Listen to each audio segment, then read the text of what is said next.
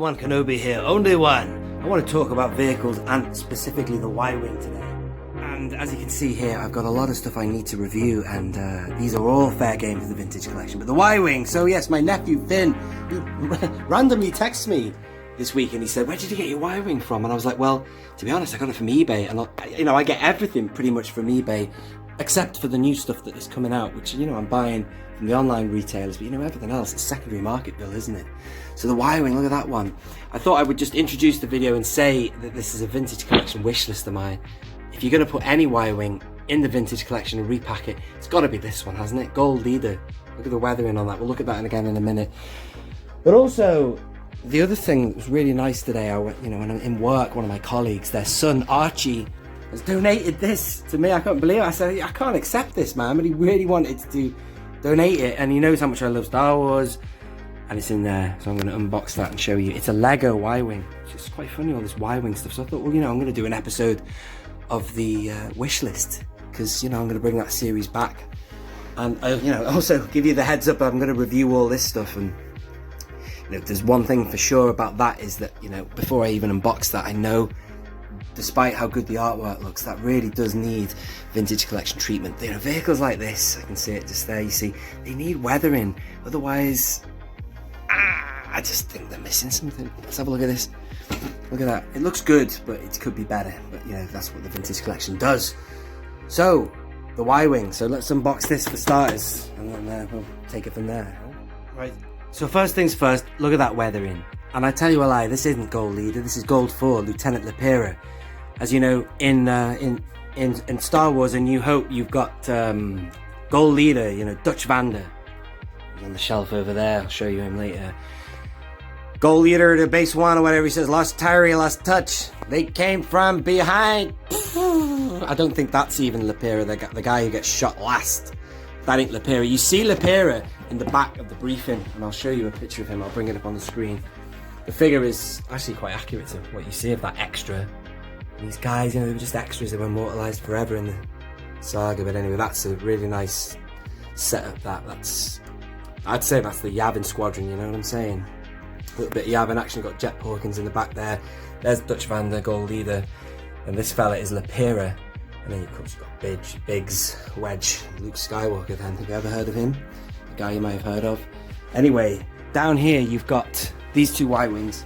We'll talk vintage collection as well. There is a vintage collection Y-Wing you can get, Return of the Jedi, but I'd have to say that's probably one of the weakest Y-Wings they've ever brought out. There's not much weathering on it, it's very plain.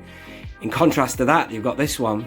And I've got reviews of all of these if you want to check them. I'll leave a link in the description, but this is a really good one. Very expanded universe. This is also depicted as being part of the Battle of Yavin as well, but in an expanded universe capacity, of which in this one, and I strongly suggest you could do this as well, I've put this man, of course, Kian Farlander, who is said to have been a part of we all know that he was part of the Battle of Endor, and you see him in the briefing room as well, but, there was a Y-Wing in old canon, or legends, or expanded universe, of a Y-Wing leaving the battle just before the Death Star blows, and it's said to have been Kian. And if all potential, he could have been flying this one here, just in my head canon, if you want to call it that. So there's that one, and then this one, of course, is excellent, as I say. I think there's one in the Power of the Jedi line. Look at the weathering on it, it's just fantastic.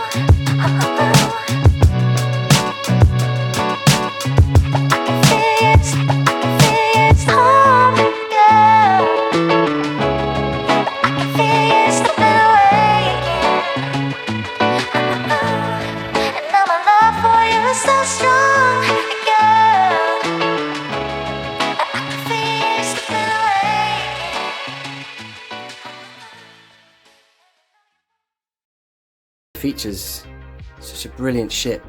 The workhorse, as they said, I think it was Rogue Squadron, that game. Was it Rebel? Rogue Squadron it was, yeah, Rogue Squadron. Great game. And they describe it as the workhorse, you know, where it doesn't make up in speed, it makes up in armor. It's just like very heavily armored, slow moving bomber. But you know, it does the job.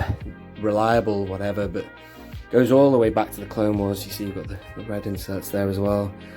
Yes, it's just awesome. I just think it'd be really good to, I mean, there's so many vehicles you could and should be getting in TVC. You know, we'll start with the A-Wing, for example. The A-Wing would be another one. I mean, because we've already had a Y-Wing. We've never had that, but you know, it's all fair game, isn't it? I mean, that's something else that should have and could have been done. Repack the Legacy Collection Cloud Car. Yeah, if I just take you over here as well, I mean, that would be great as well. I'd love that. You know, that's just a great vehicle. I'd love that in an expanded universe box. But anyway, this one here, this is the second release of the Starfighter. Now, this one really should have been put in the vintage collection. Do you know why? Because this was put in the movie line, but at the same time, this got released. The vintage collection was like at its peak for the Phantom Menace, 2012. So that's such a missed opportunity. Would have been great, because that's the definitive version, is it not? With a proper cockpit doing that. That never happened on the original release. And then I don't think anyone's going to argue with that getting some TVC love and treatment. But still, you know, there it is. That's the situation. Definitely a strong candidate. Excuse me while I'm going handheld here. But that is an awesome ship. And, you know, thank you so much for the donation, Archie. I really appreciate it. That's really great. And thank you for watching. If you've got any thoughts on that TVC Y-Wing, who the hell could be opposed to that, you know, especially given the other one didn't have the weathering and features that one does there. That one, I mean. Thank you for watching. I have been Only One Kenobi, Only One. Do hit the like button if you've enjoyed it. Subscribe if you are new. And all that YouTube blah-de-blah. Tap the notification bell as well, because I'll be doing more vehicles reviews, as I said, including Han Solo's speeder. What inspired me to get that speeder was this. Because that's a kick-ass speeder. That's the real deal. Oh yeah, that gives the 6-inch one a run for its money, that's for sure. Thank you again for watching. I have been Only One Kenobi. Only one. They came from behind. Out.